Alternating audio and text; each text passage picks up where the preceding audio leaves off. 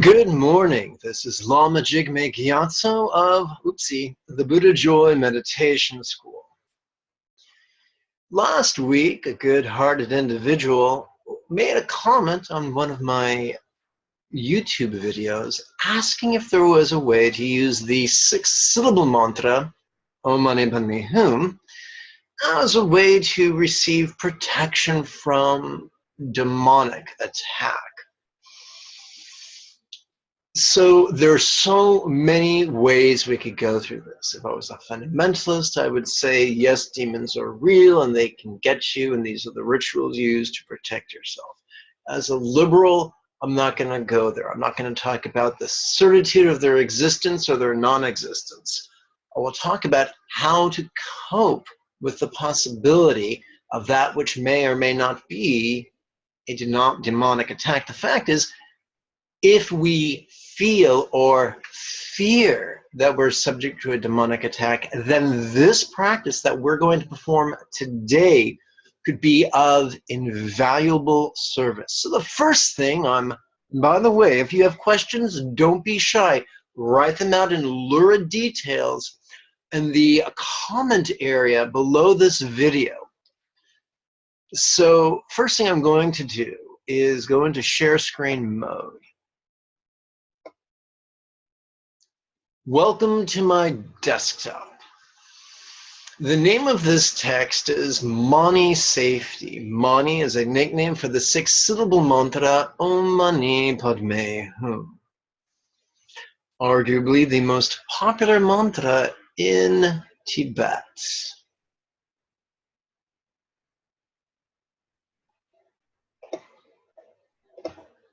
We're going to begin by guiding our intention. This might look like prayer, but it's not. It's merely using words to guide our intention. On the in-breath, we silently and mentally ask the rhetorical question, how relax into the awareness of this? Follow along with me. Demonic safety for me, demonic safety for each neighbor, demonic safety for each earthling, demonic safety for each being of each world. To the right, you'll notice it reads 1 to 3 breaths. We just did that for 1 breath. It's a bookend chant. We emphasize the first syllable and the second to last syllable of each couplet. And the couplet is 2 lines. So demonic safety is just another way of saying safety from the influence or attack of demons or any type of harm. And we're using conservation of syllables to make it easy so that it falls trippingly off the tongue. Once again, we are just setting intention right now. Intention follows thought, and thought follows words. Together. Demonic safety for me, demonic safety for each neighbor, demonic safety for each earthling, demonic safety for each being of each world. And a third time. Demonic safety for me, demonic safety for each neighbor, demonic safety for each earthling, demonic safety for each being of each world. Fundamentalists love certitude. They love dividing up the universe into bite-sized, manageable chunks. Because the root of fundamentalism is the lust to control things. Liberals know better. You can't control nothing, nowhere, no how. Don't even try. So let's continue. We're going to start now with the opening recitation. And this is a very concise way of contemplating the 4 Noble Truths. Let's begin together, and we'll notice on the left it says in-breath, or reads in-breath. So here we go. Together, let's chant. We're going to use the triplet chant. Just follow along. Amaro Lama, constant and perfect protector, who is the centered, spontaneous mind. neither getting nor keeping the desired as well as enduring the disliked is universal. You might feel self-conscious the first time you do this, but if you do this every morning and every evening for a week, you'll be fine. Heck, you might even make extra money. People paying you, not the same. Anyway, the constant protector is the aspect of our mind that has the capacity to be centered and spontaneous. That is our ultimate refuge. That is our ultimate Lama. But that is an exploration for a different lesson. Let's continue. Be it causes, conditions, components, or conceptions, independence is but an illusion. Ever-changing one and all, there is nothing permanent to grasp. Now we scroll down.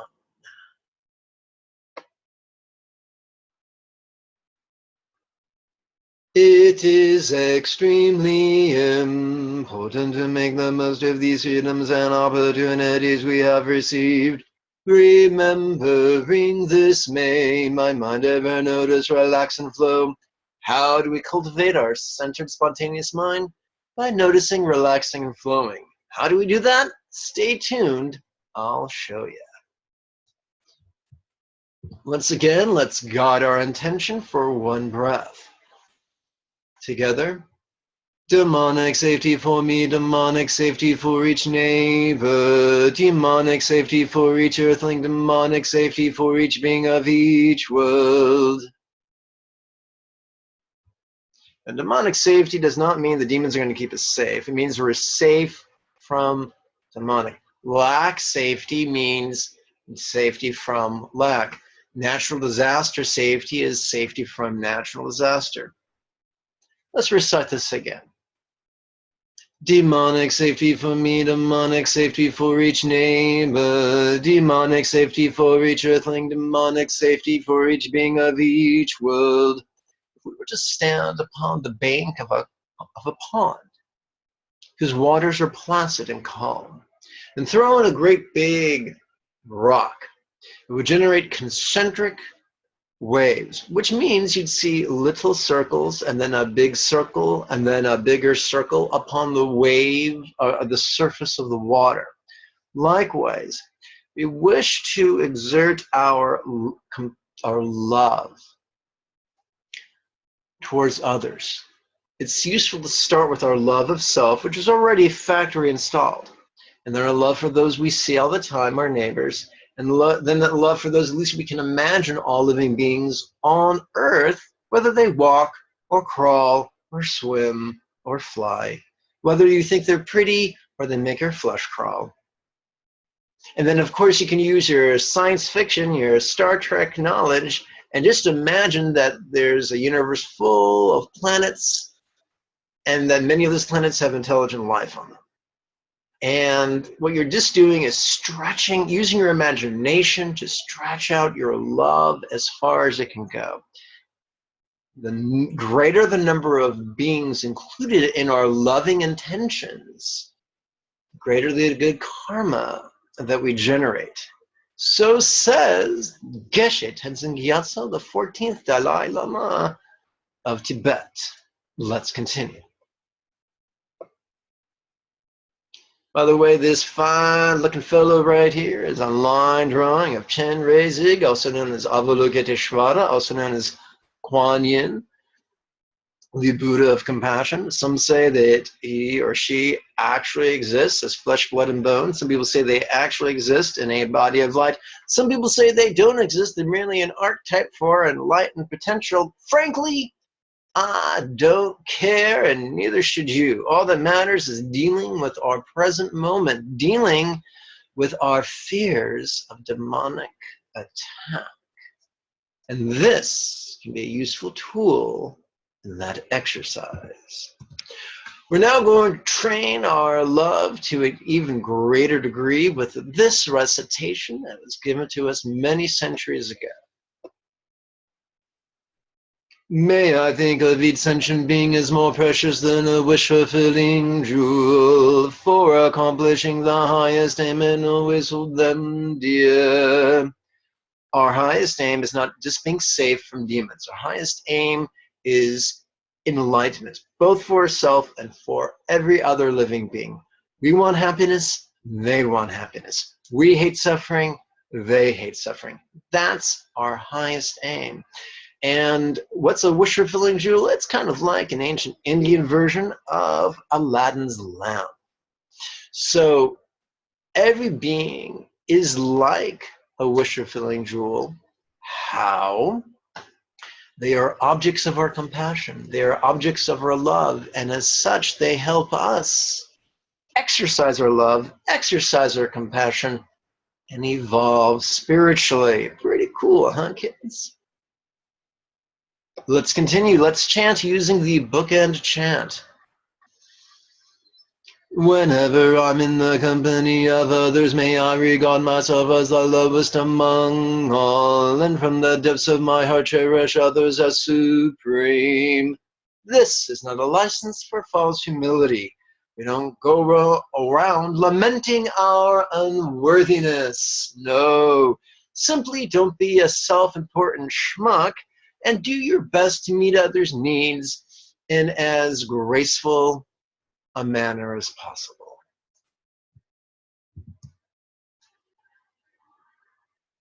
In my every action, may I watch my mind in the moment painful emotions arise. May I work with them enthusiastically and harness them before they hurt both me and others.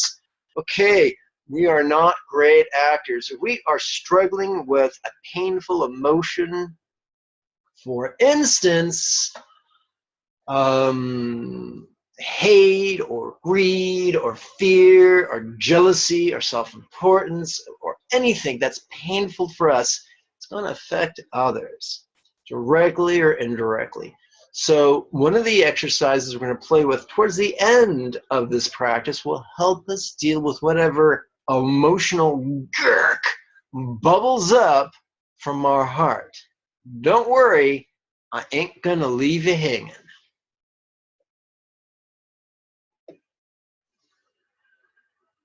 Together.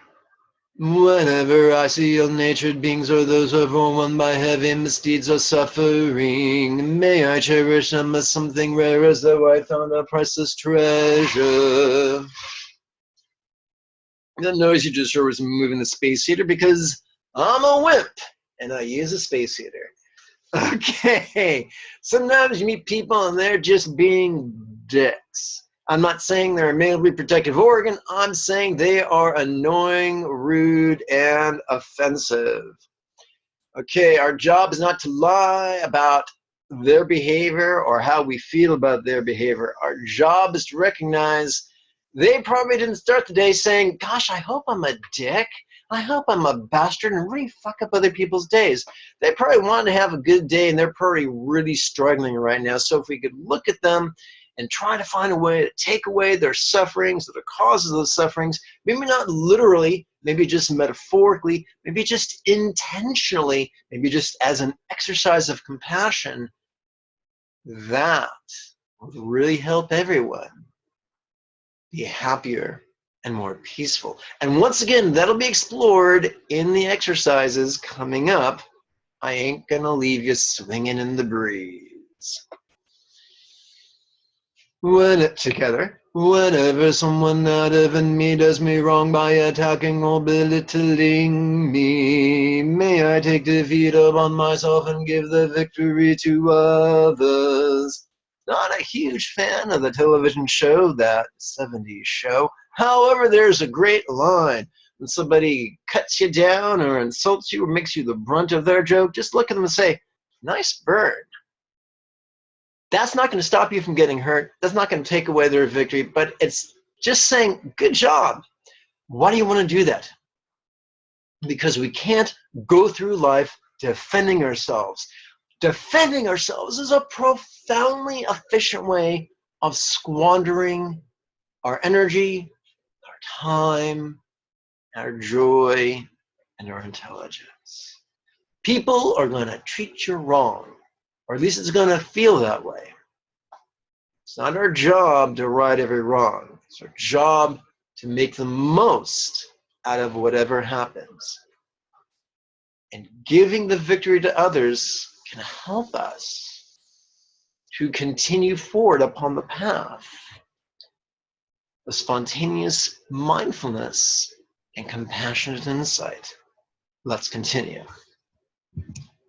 Together, let's chant.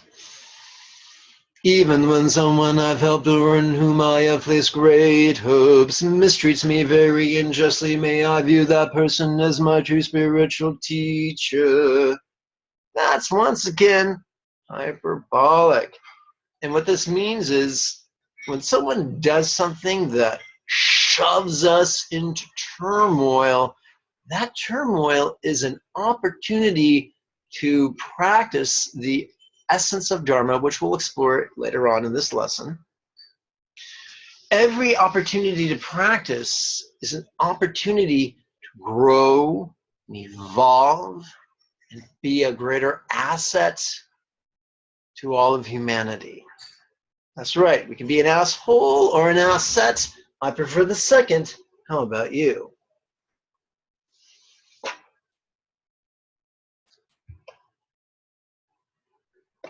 Together chant, in brief, directly or indirectly, may I offer help and happiness to all my mothers, and secretly take upon myself all the hurt and suffering.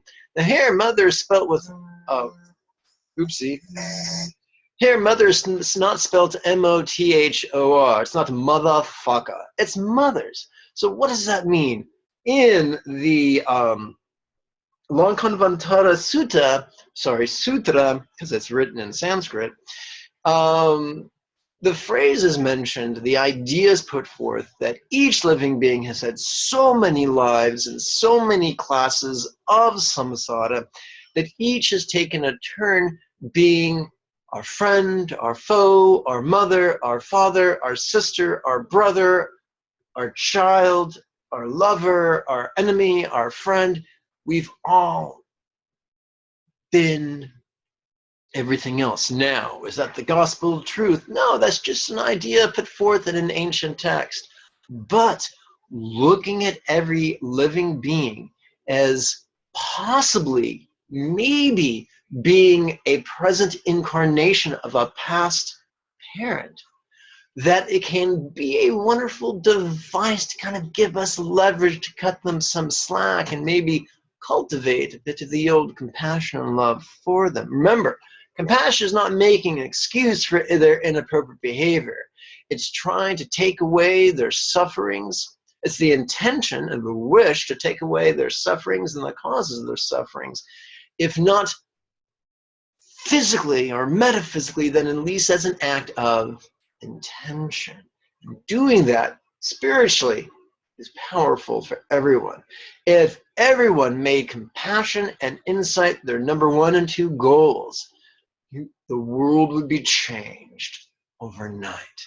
Sadly, most people make hate and greed their goals, and then they wonder why we are sprinting towards a second Permian extinction. All the wonders of climate change.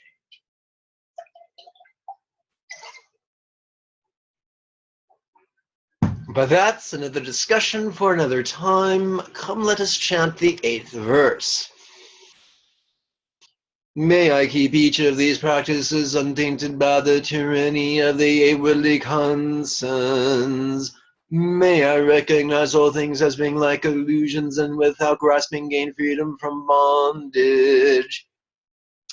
8 worldly concerns, just another way of saying there are many things we hate and many things we want.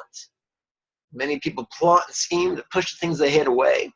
Many people plot and scheme to pull the things they want to them.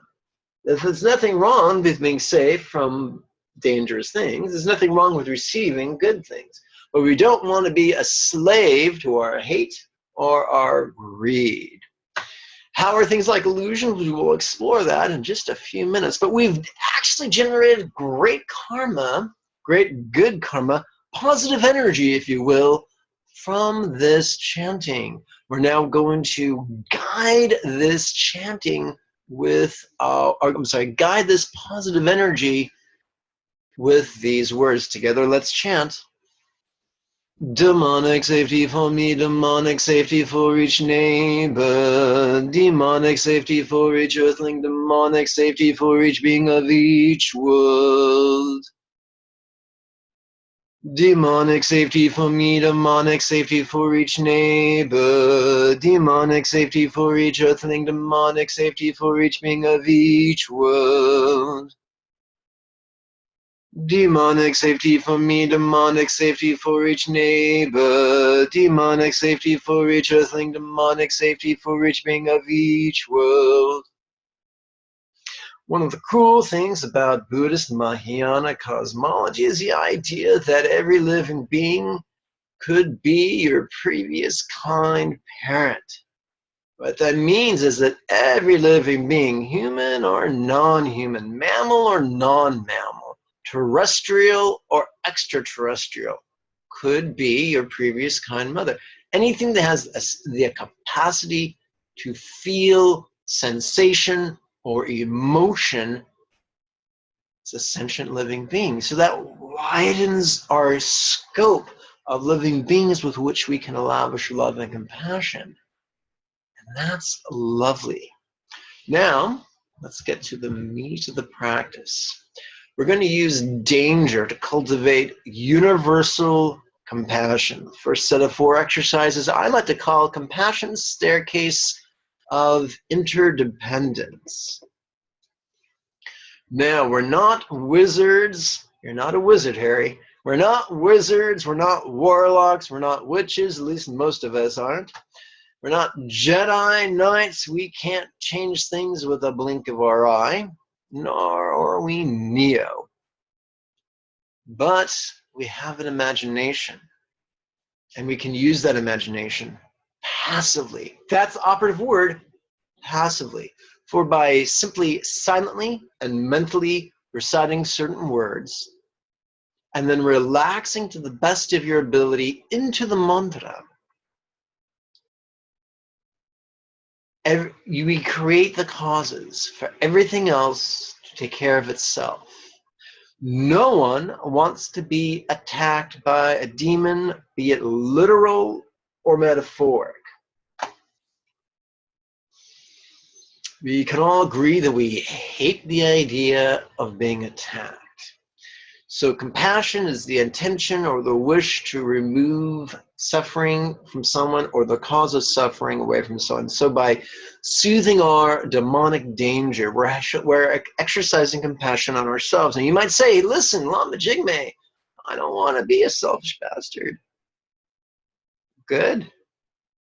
But Lama Jigme, I'm scared this exercise will make me a selfish bastard. No, it's going to harness your own already selfishness and apply it to neighborly compassion, global compassion, and universal compassion. As I said in the 1970s commercial, try it, you'll like it.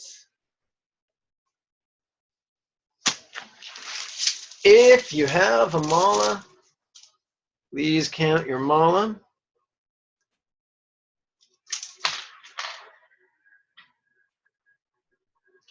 Upon your left ring finger. If you don't have a mala, just touch your left ring finger to your thumb. If you want to acquire a good mala at a reasonable price, whether you use big beads for big fingers or small beads for delicate fingers, you can check out the links below under the Show More tab on the YouTube page, and it'll take you to a link that'll take you to a place where they have the least expensive, cruelty-free malas that I found. If you find better malas that are also cruelty-free, bring them to my attention, and I'll share them with people. Now, we're going to perform this exercise for 1 breath. On the in-breath, now you'll notice I keep having a blank instead of the word danger because we apply this to any danger in our life at any time. Today we're applying it to the threat of demonic influence or attack. So soothe my demonic danger. And we relax as we recite Om Mani Man Me Hum. So touching each ring finger to its thumb, that helps us plug into an elemental permutation I like to describe as fixed earth. Now that we've tapped into compassion for self, we're going to, just like opening an umbrella, we're going to open our heart. Just like Scrooge did at the end of the show when his heart grew 3 sizes in one day. Take each neighbor's demonic danger as no smoke. What does that mean? As we breathe in, what would it be like if all their vulnerability to danger, demonic influence and attack transformed into inert black smoke, and we breathed it in through our nostrils like we were some great celestial vacuum cleaner? Now, are we really doing this? No, we're not wizards. This is an intention. It's a passive visualization that exercises our compassion, which is the fine art of giving a flying fuck about others. For a taste of hell is leading a life where the only important individual is ourself. So silently and mentally, on the in-breath, we recite, take each neighbor's demonic danger as no smoke. On the out-breath, we relax as we intone Om Mani Padme Hum. Let's do that right now. Om Mani Padme Hum. The goal of the mantra is not to be on our knees and begging table scraps from some capricious celestial being. The job of the mantra is to help us to relax. The key to the path is noticing on the in-breath and relaxing on the out-breath. This really helps. There are some people who feel strongly that this is an invocation of the Buddha of compassion. Other people feel strongly that these inert syllables carry some special properties. I'm very comfortable in saying, I don't know. I don't have to know. It seems to work. I like the results. Traditionally in Tibet, Mani is a reference to the wish-fulfilling jewel of compassion. Padme is a reference to the lotus of insight. So you get compassionate insight, and Om and Hum could be arguably the spontaneous mindfulness that we'll discuss further before this video is done. Our job is simply, as we intone the mantra, to relax. Easy peasy lemon squeezy. Take each earthling's demonic danger as no smoke. Here we go together. Om Mani Padme Hum. You know, you may be scared right now. This is October. A lot of people watching scary movies. I watch scary comedies because I'm too much of a chicken to watch a horror movie. But you may have watched a horror movie. You may have seen an actual demonic attack. I'm not sure where you're coming from. But the thought of taking away others' demonic vulnerability may scare the hell out of you. You might think it's tantamount to putting a big bullseye on your forehead. Although Tibetan saints say that it's not. They say that the ultimate protection is compassion. Let's play devil's advocate. I know that's an unfortunate choice of words. What if practicing compassion did make you a big target and a demon killed you? What death could be greater than dying in compassion. We're all gonna die, folks. Earth has a 100% mortality rate. When we die, dying in compassion is great. Dying in peace, even greater. And some say the two are related. Let's continue to the fourth exercise in this set. Take the demonic danger of each being, of each world, as no smug. Now, this would be fun if a comic book artist could draw panels for that would be awesome.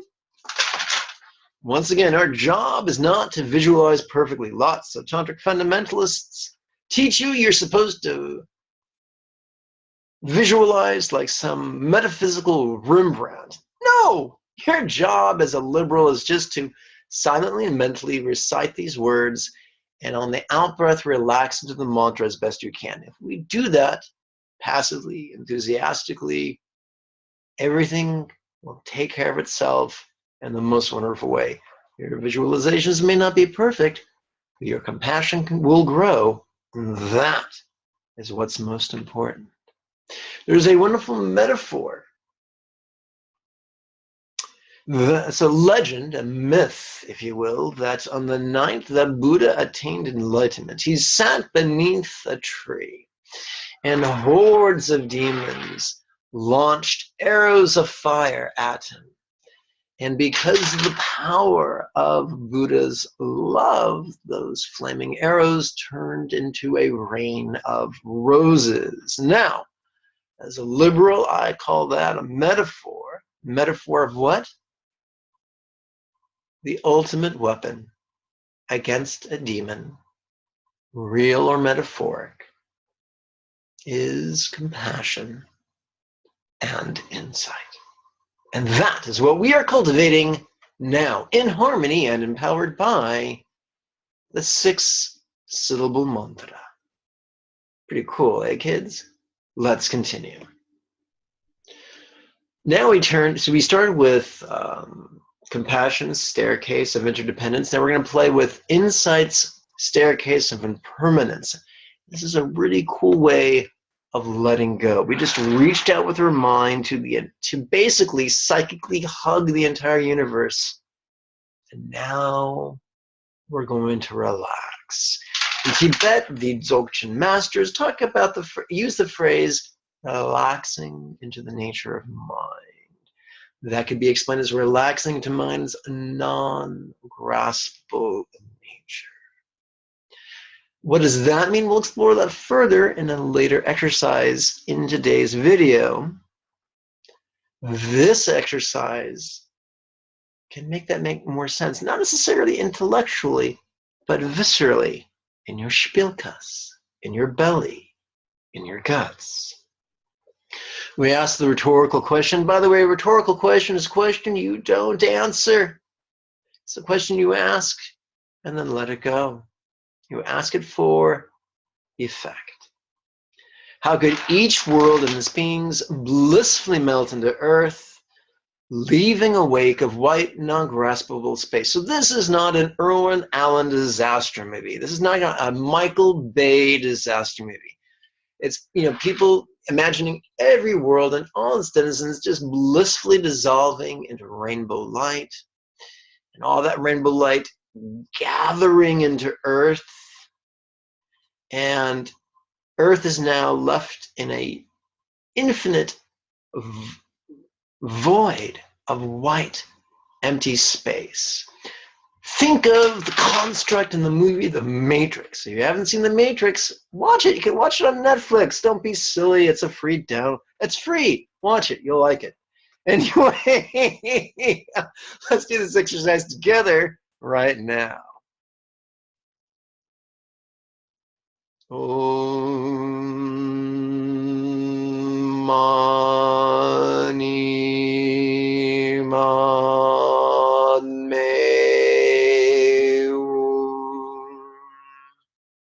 Clearly, my friends, this is an instructional video.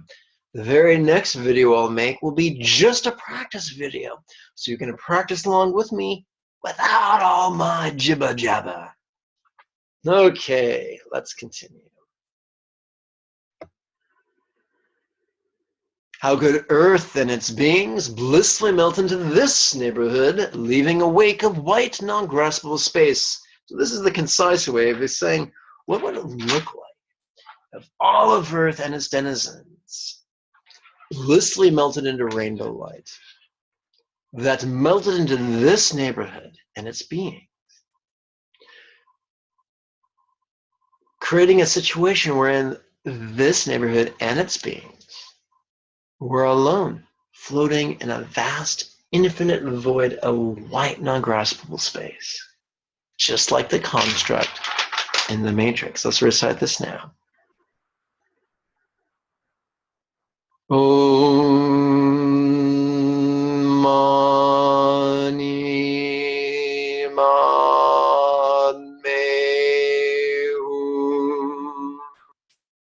I'm a science nerd. If you're a science nerd, this is not science. This is a metaphor. This is art. This is poetry. Einstein taught that there could be no genius unless our intellect was married with our creativity. This is an exercise in creativity. Don't be a tight ass. I'm talking to you, Mike, Neil deGrasse Tyson. So let's continue. How could this neighborhood and its beings blissfully melt into me, leaving a wake of white, non-graspable space? Well, am I racist? Well, I'm using the word white instead of black. First of all, this was coined in India, when people a lot darker than me, and psychically it could be explained that dark can be kind of scary and oppressive. White is more inert and at least peaceful, and that's what we're playing with here in this metaphor. Anyone who feels disempowered by the iconography of Chenrezig might take comfort in his wrathful emanation of Mahakala, also known as Great Black One, who frightens away demons. But that's another discussion for another video. So how could this neighborhood and its beings blissfully melt into me, leaving a wake of white, non-graspable space?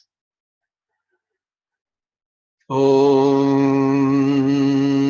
Mani Padme Hum. And now you guessed it, the inevitable. How could this body and this mind blissfully melt into white, non-graspable space? Om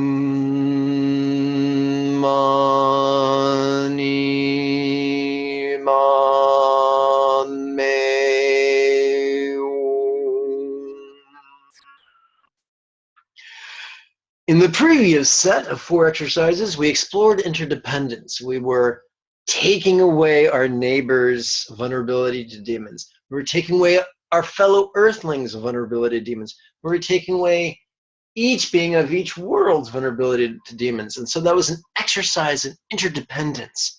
And now we just explored both interdependence and impermanence. And that's how we are all one. We're not all exactly the same, but we are all interdependent. We are all ever-changing. We are all averse to suffering. We're all avaricious or desirous of pleasure. Those are the 4 things, the 4 commonalities that all living beings have in common, share. Having said that, let's continue. How relax into the awareness of this. Now, this is the essence of Dharma. Whenever something, oopsie, that's the wrong exercise. Let's go over here. Much better. How relax into the awareness of this. So this is whatever spontaneously jumps you notice. Whatever circumstance you notice, whatever physical sensation you notice, whatever emotional sensation you notice, whatever thought you notice, whatever memory you notice, whatever fantasy you notice, whether it's glorious or whether it's grotesque. Whatever you notice, you relax into the awareness. If that which you are noticing is like an ocean liner, then the awareness is like the water in which it rests. We don't relax into the ocean liner, we relax into the water. So let's play with this right now. In the in-breath, we ask the rhetorical question. On the out-breath, we relax as best we can into the recitation of Om Mani Padme Hum. Om Mani Padme Hum.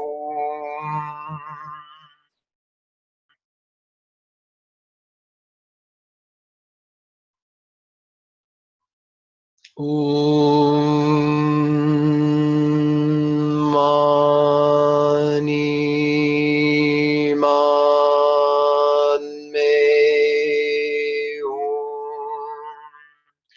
If you're having trouble relaxing into into the awareness of something you find deeply disturbing, what you can do while you're still holding each hand's ring finger, you can use your right fingers to tap your left elbow and your left fingers to tap your right elbow. And you would tap them first one side, then the other side. So you're alternating sides. And you could do that while you're relaxing into the Mani. And that could help you take your relaxation to a deeper level. It's kind of like patting a dog's head. They typically really like it. Only instead of patting your head, which would look odd, you're patting your elbows, which also looks odd, but will cause less of a headache. So let's move on to the next exercise.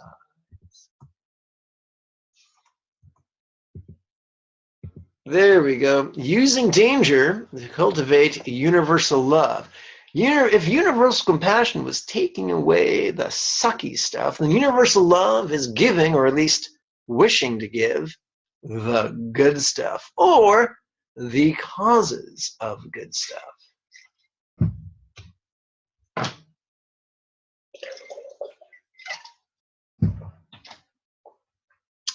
So, we're still dealing with the vulnerability to demonic influence and attack, and so that's what we're going to do right now. Safety from demon for me. Together, Om Mani Padme Hum.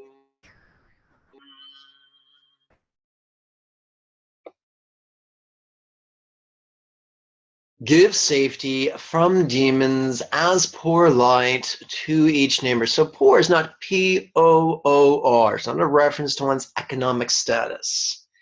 P-O-R-E is a reference to your skin. The pores of the skin, little teeny tiny holes that you sweat out of. So in a classical fundamentalist approach, perhaps from the Kagyu tradition of Tibet, what we would do is visualize a ray of light shooting out each of our skin pores in every direction and blessing every neighbor, real or imagined.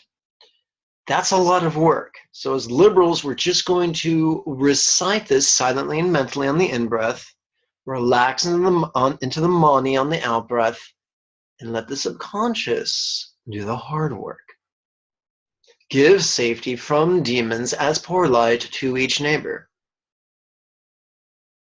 Om Mani Padme Hum. Over my many years of teachings, I've heard every lame excuse not to meditate. One of them is, I can't do this loving meditation. How can I give protection that I don't have. I'm not a wizard or a Jedi Knight. And the answer is no shit, Sherlock. You're exercising your intention, and that you can give. You can give the intention that others have benefits. Just as one candle can be used to light 100 candles without diminishing its brightness, likewise we can give away a loving intention without any harm to ourselves whatsoever. In fact, in all irony, the opposite is the case. The more loving intention, the more sincere wish or even contrived wish for the benefit of others we generate, the happier we are corporeally, and the more good karma we generate metaphysically. Let's continue. On the in-breath, silently and mentally read. Give safety from demons as pour light to each earthling. And we mean each earthling, whether they walk or crawl or swim or fly. Om Mani Padme Hum. And just it is thought of as being rude to massacre your family during Thanksgiving and eat their brains. I'm talking to you, zombies. Talking to you. Likewise, if we're going to play with the idea that every living being is our reincarnated kin or our reborn kin or our kin from a previous life, let us stop eating them and exploiting them. We might not have the power to close industry, but as individuals, as consumers, we can choose not to participate in the exploitation, murder, and torture and molestation of animals. We can choose not to eat their flesh, drink their milk, eat their menses, wear their skin, or turn them into entertainment slaves. We can choose not to go to the circus. We can choose not to, drink milk or eat cheese or eat meat. There's so many wonderful videos on YouTube that are free that can walk you through the process. At the very least, choosing not to participate in the needless torture of others will strengthen your love and your compassion. Again, give safety from demons as pour light to each earthling. Om Mani Padme Hum.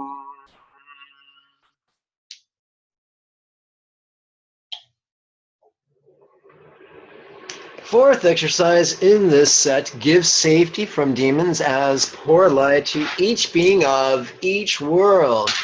All order. Om Mani Padme Hum.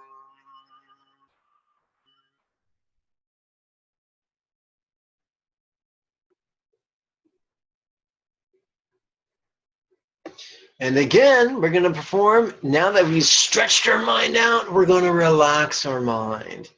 And a tool to help us do that is Insight's Staircase of Impermanence. Again, how could each world and its beings blissfully melt into earth, leaving a wake of white, non-graspable space? Om Mani Padme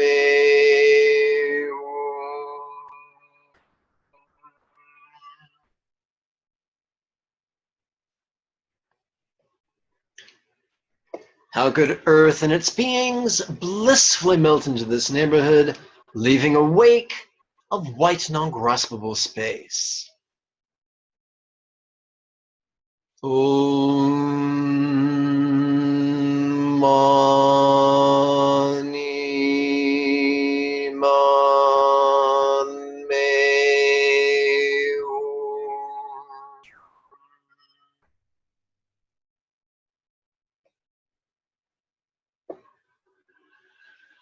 How could this neighborhood and its beings blissfully melt into me, leaving a wake of white, non-graspable space? Om Mani Man Me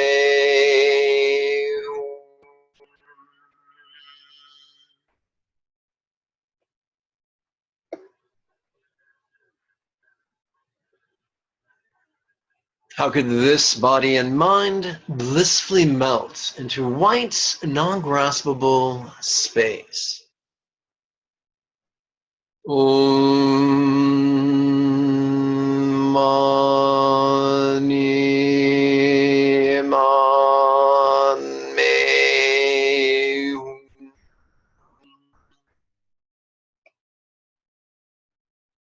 And now we're going to relax into the nature of mind. How do we do that? By noticing whatever we're experiencing on the in-breath and choosing to relax into a recitation of the mantra. Let's do this 3 times.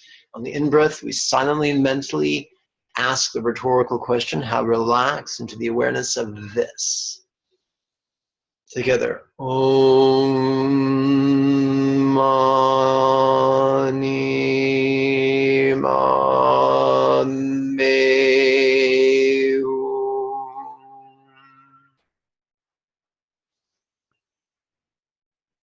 Om Mani Man Me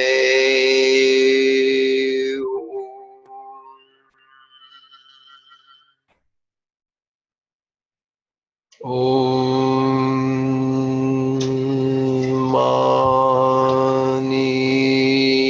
Man Me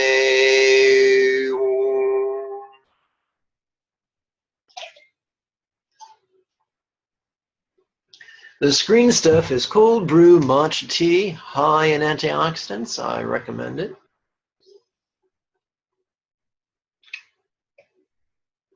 Now we're going to come to contemplating the 5 antidotes. Ironically, we're going to do it using 8 exercises. So we've been using compassion to intend to protect others from to take away others' demonic vulnerability. Then we used love to give others demonic safety. Now we're going to explore and deconstruct our own vulnerability to demonic danger. When we feel the fear of demonic danger, it's so easy to think of that as our fear, our vulnerability, our imminent attack. What if that vulnerability, that fear, was not our possession? We're going to ask the rhetorical question, how could this demonic danger not be my possession? Our job is not to answer it. Our job, as you can guess, is to ask and relax. Let's do that together now, 3 times. Om Mani Man Me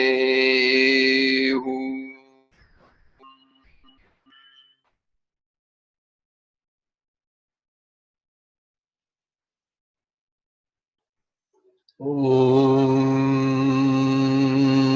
Mani Man Me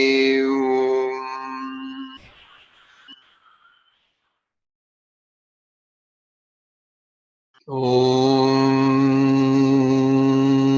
Mani Man Me Hum. If you're counting a mala, please start counting your mala upon your left index finger. If you don't have a mala, please touch your left index finger to its thumb and your right index finger to its thumb. We're shifting gears energetically, and we're now going to access fixed air.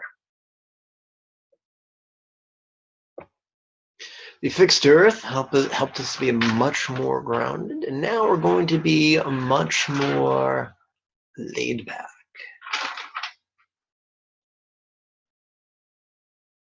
How could this demonic danger not be my identity? Once again, I'm scared of demonic attack. I'm scared of demonic influence. I'm vulnerable to demons. I'm vulnerable to attack. I. It's very easy to become identified with that. But what if who we are was not this demonic danger? You might ask, then who are we? The answer is, it don't matter. It's more enough. Sometimes it's more important just to let go of our identity. Real or imagined, accurate or an error. To explore the possibility of letting go of it is where the true empowerment exists. Let's play with this now. How could this demonic danger not be my identity? Om Mani Man Me.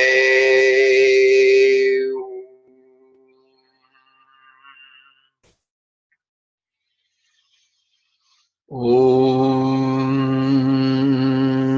Mani Man Me Hum.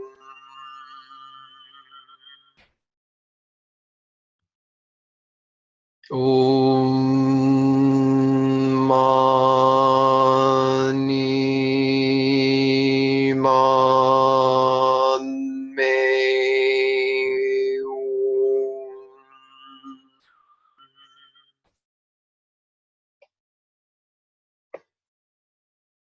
So, how could this demonic danger, and by the way, you can keep your eyes open, guys. Reading meditation is still meditation and still will transform your experience. How could this demonic danger be full of interdependence? Everything seems to affect everything else. If not directly, then indirectly. If not immediately, then eventually. If not overtly, then subtly. Everything affects everything. Everything is affected by everything. That's physics.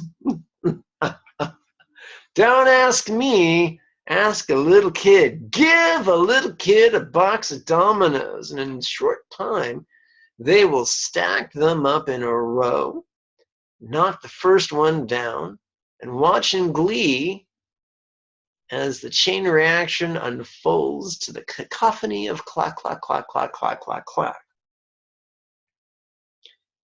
Doesn't take a scholar to explain interdependence. All it takes is a kid with a box of dominoes. How could this demonic danger be full of interdependence? When I think of interdependence, I think about the practice of eating animal products and how it causes a host of diseases. That is interdependence. We do bad things to animals and the fruit harms us. There is a direct causal relationship. We artificially blow up populations of animals that we choose to exploit, and the sewage poisons water tables and oceans, causing dead zones. That's interdependence. We happily use our consumer dollars to support the exploitation of animals and wonder why we don't feel compassion towards exploited humans. Interdependence, because the way we do one thing, my friends, is the way we do everything. Oh yeah, I said it. How could this demonic danger be full of interdependence? Om Mani Man Me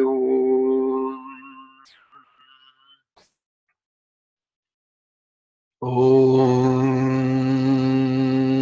Mani Man Me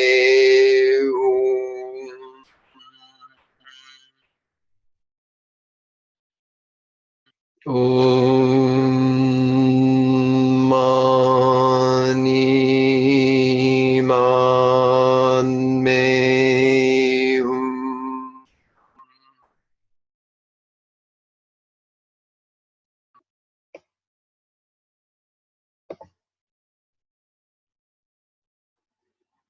What's the opposite of full? Well, actually, let me scroll halfway back so as not to confuse you too terribly. Okay, I'm going to unravel one of the greatest mysteries of the Mahayana right before your eyes, absolutely for free, because that's how I roll. The opposite of full is empty. The opposite of interdependence is independence. So if we are full of interdependence, then we are empty of independence. If we are empty of independence, then how much independence can we grasp? Exactly dick. Exactly zero. Nip. Zil. No.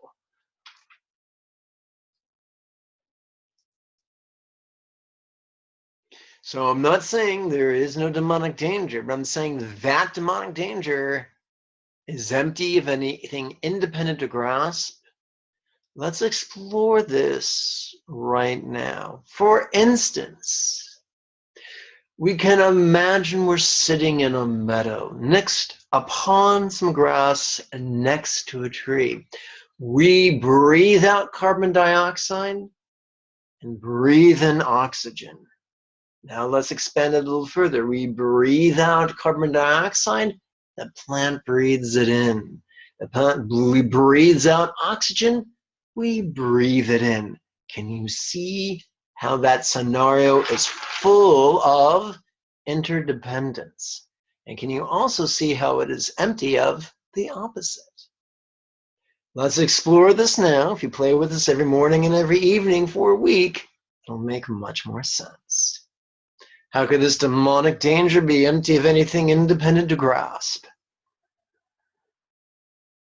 Om Mani Man Me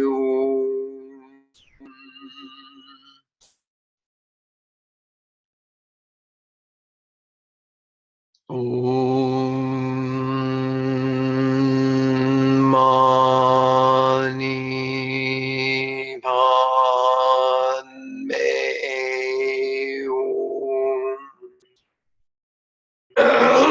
Pardon.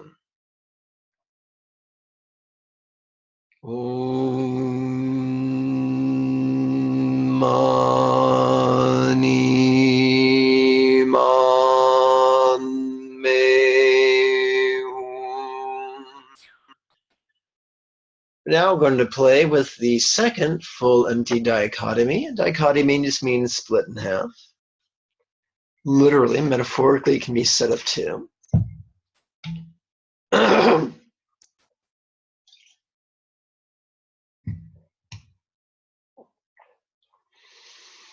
How could this demonic danger be full of change? Everything changes all the time. This does not require belief. Open our eyes. Look at the world around us. When we notice the coming and the going of the seasons, we see the impermanence of a year. Every night after dinner, we could look at the moon. As we watch it wax, and then as we watch it wane, we see the impermanence of a month. Every morning we can see the sun rise. Every evening we can see the sun set. And so we observe the impermanence of a day. Even now you can rest your hand upon the top of your chest. You can feel it swell with breath. You can feel it sink as the breath departs. And so you can experience the impermanence of a moment.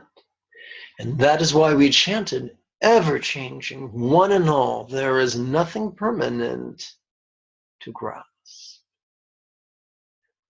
Not an object of dogma, merely an element of physics that is self-evident to all who are observant, to any child. If you have trouble understanding this, take it to a child, and they'll explain it to you. How could this demonic danger be full of change? Om Mani Padme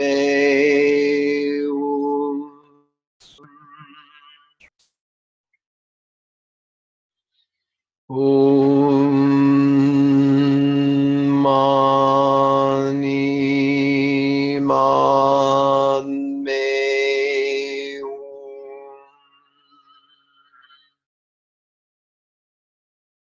Om Mani Padme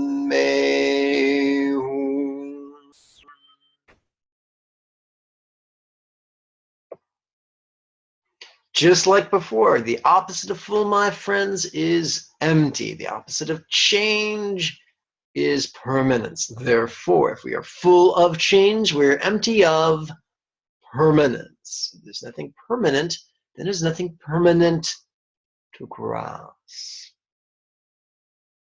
That's the opposite of grasping. It's relaxing. Ooh, it's all beginning to connect the dots. Woohoo! Here we go. How could this demonic danger be empty of anything permanent to grasp? Remember, this is a rhetorical question. It's not our job to write some pseudo-intellectual philosophical treatise. It's our job to ask the question, relax into the mantra, smile, and have a good time. How could this demonic danger be empty of anything permanent to grasp? Om Mani Padme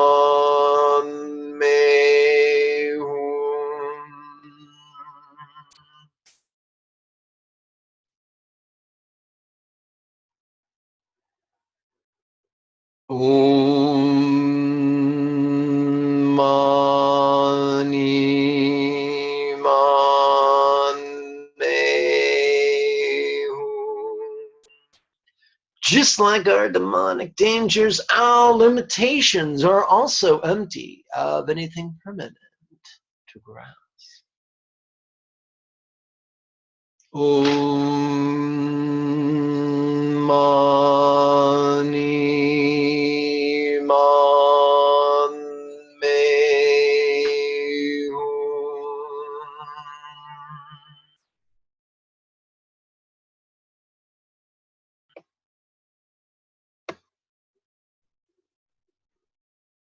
So, we've been exploring emptiness. We've been exploring how our demonic danger is empty. Empty of anything independent to grasp. Empty of anything permanent to grasp. Let's take this a step further. How could this demonic danger be as non-graspable as a vast empty void? We just explored, in fact, twice we explored a white, non-graspable space. Do you remember that? Yeah, yep. Chicken's coming home to roost. It's all coming into focus now. How could this demonic danger be as non-graspable as a vast empty void? In Tibet, the fundamentalist practice is to chant a wisdom text while clapping your hands and then meditating. And many people consider that to be the ultimate form of demonic exorcism.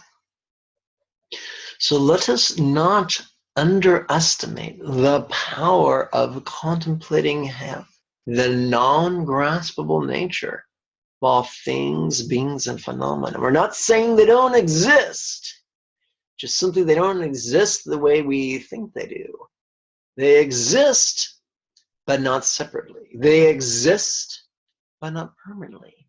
They exist, but not in a graspable way. They may feel graspable, but that is an illusion. If you see a stage magician, they're all about prestidigitation and illusion. We find that entertaining. No one really believes they just sawed a woman in half. Unless you're Tim Burton.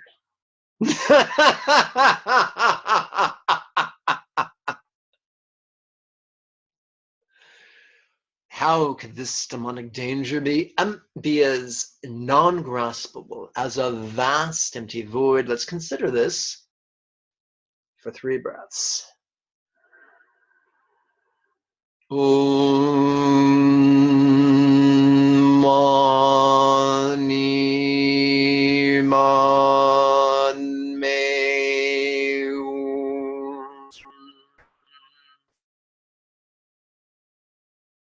Om Mani Man Me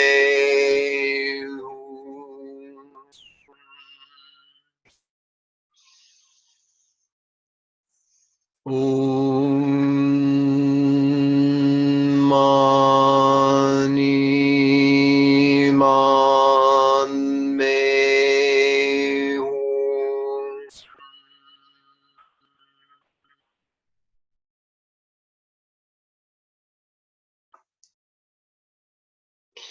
The 8th and final exercise of this set answers the musical question, can you think your way to nirvana? No, you can't. You can relax your way there. You can notice your way there and relax your way there. Noticing and relaxing are like the 2 wings of a bird. Ask a bird, he'll tell you. With just 1 wing, it can't fly. Not so much. But with the 2 wings of noticing and relaxing, we too can ascend to the skies of Nirvana. How relax into the awareness of this demonic danger. We're not relaxing into danger. Our brain's not designed for that. We can relax into the awareness of anything, pleasurable or painful, good or bad, real or imagined. How relax into the awareness of this demonic danger. Let's do this now for 3 breaths. Om Mani Man Me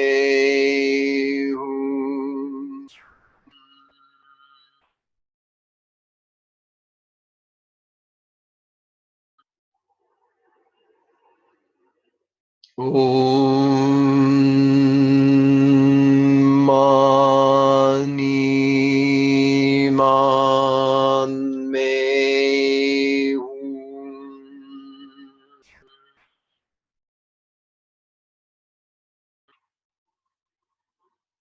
Om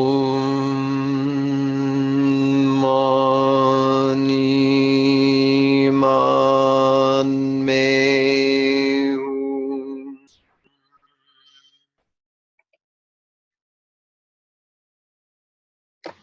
So what I'd like to do right now is for 1 breath, play with the exercise. How smile to the awareness of this fixed air. Let's play with that. Om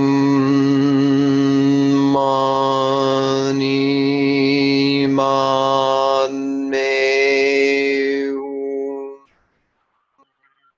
You might say, I don't know what fixed air is or how to be aware of it. And the answer is you don't have to. Your body already is. Your brain is just along for the ride. Enjoy the view.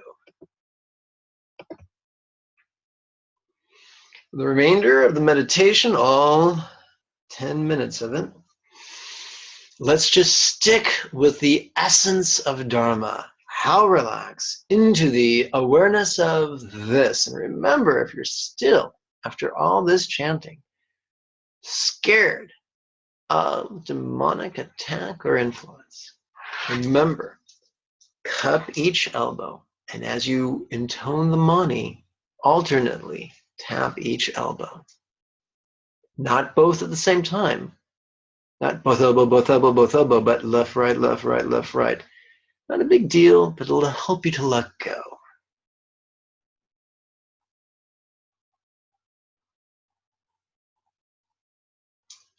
Om Mani Man Me Om.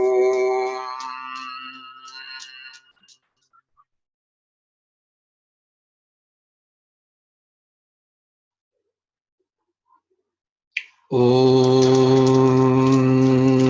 Mani Man Me Om. Asking how relax into the awareness of this while reciting Om Mani Padme Hum is great if you're doing walking meditation. You would whisper the mani instead of intone it, and it would sound like this. Om Mani Padme Hum, Om Mani Padme Hum, Om Mani Padme Hum, Om Mani Padme Hum, Om Mani Padme Hum, Om Mani Padme Hum.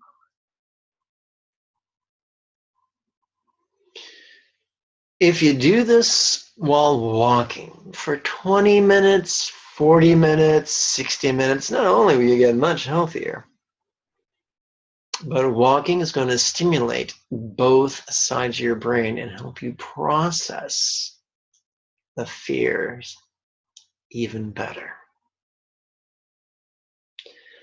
It's one of the reasons walkabouts were so popular with the indigenous peoples of Australia after a great personal loss. It would help them process and work through the slings and arrows of outrageous fortune.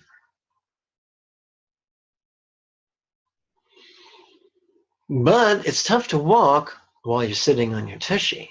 So tapping alternate elbows is kind of like the sitting version of walking meditation.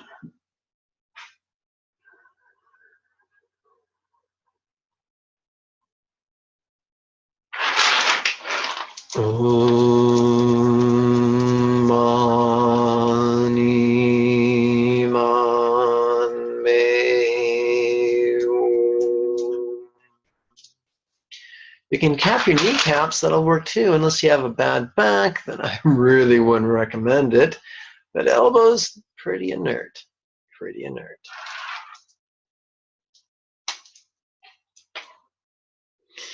If you have a bad neck and you can't tap your elbows, you can tap your cheekbones.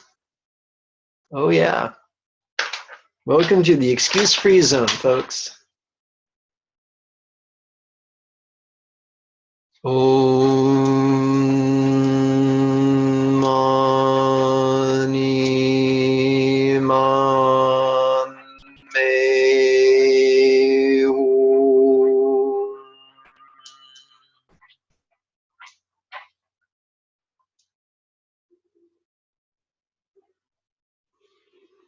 Om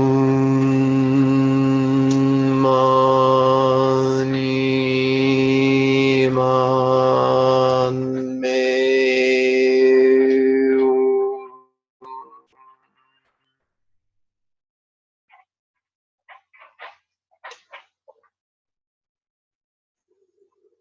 Om Mani Padme Hum.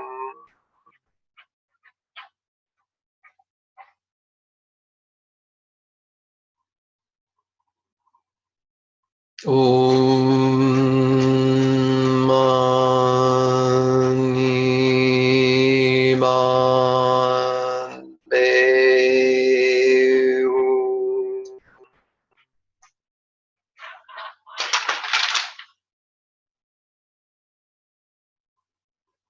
Om Mani Padme Hum.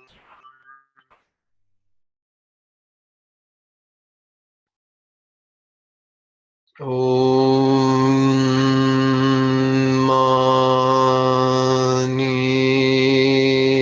Padme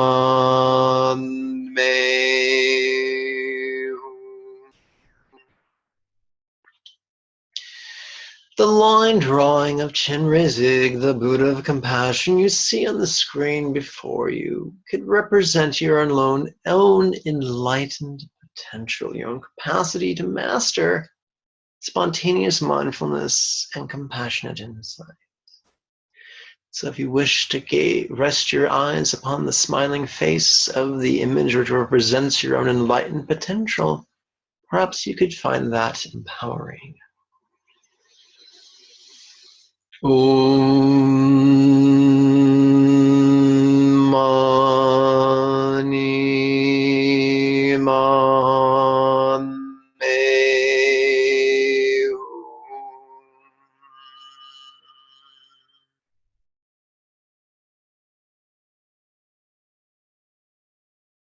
Hum. Om Mani Padme Hum.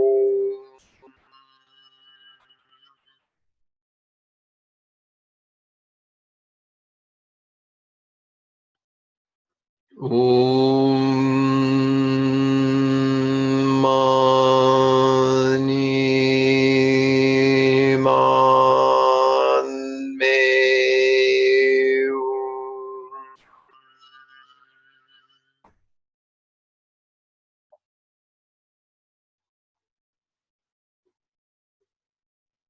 Hum. Om Mani Padme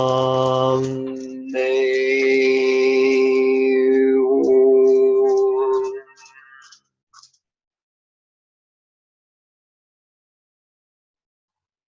Om Mani Padme Hum. Om Mani Padme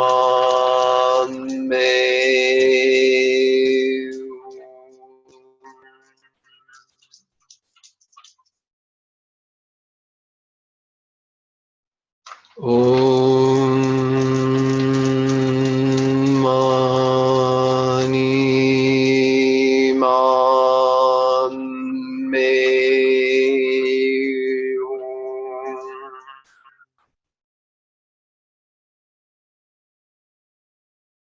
Hum. Om Mani Padme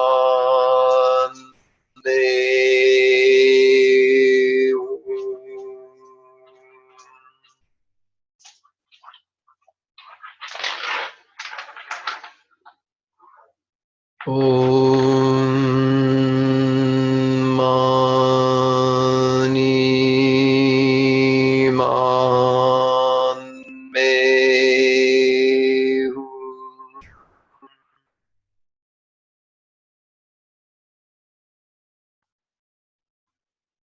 Om Mani Padme Hum.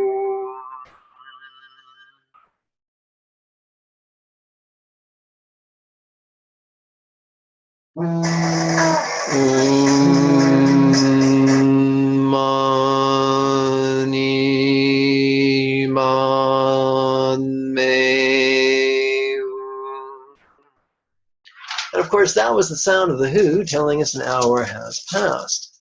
So if you have a mala, coil it up and breathe on it. There's two ways to blow. You can blow like you're blowing a candle, or you can blow like you're cleaning your glasses. It's the second way. It's how you bless your mala after reciting the mani. You don't have to be superstitious to do that. You can simply realize we live in an interdependent universe.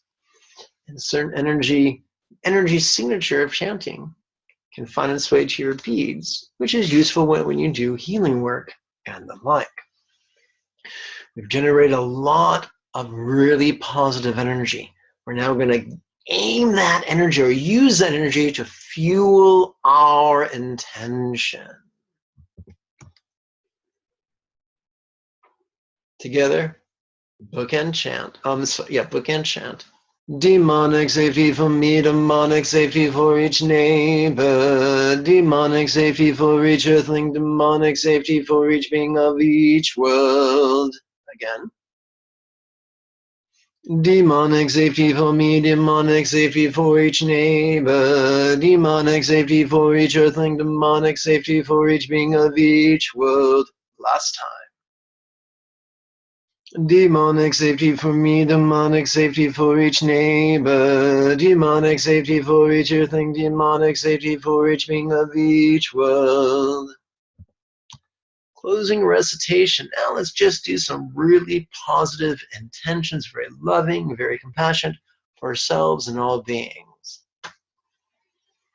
May all the wishes we intend inspired by the teachings come true. May I accomplish great benefit spontaneously for each being.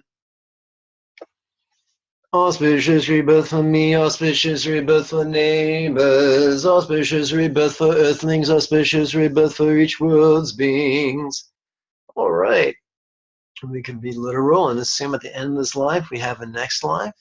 We can be metaphoric and say auspicious rebirth can refer to our next decade, our next year, our next quarter, our next month, our next fortnight, our next week, our next day, our next hour, our next moment. Personally, as a liberal, I am very comfortable with uncertainty. How about you? Together? Meaningful life for each being, health, wealth, and success for each being, body, heart, and mind fulfillment for each being, great friendships for each being, because you need more than just your next life. Great Tibetan saint named Karma Jigme said, keeping all the vows of refuge, ordination, bodhicitta, and tantra can be ungainly.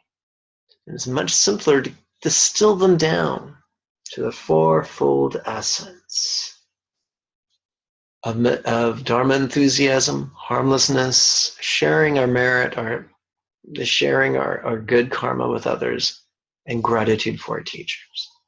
That's what he said was the essence of the refuge, pratimoksha, bodhisattva, and tantra samaya. Let's chant this right now.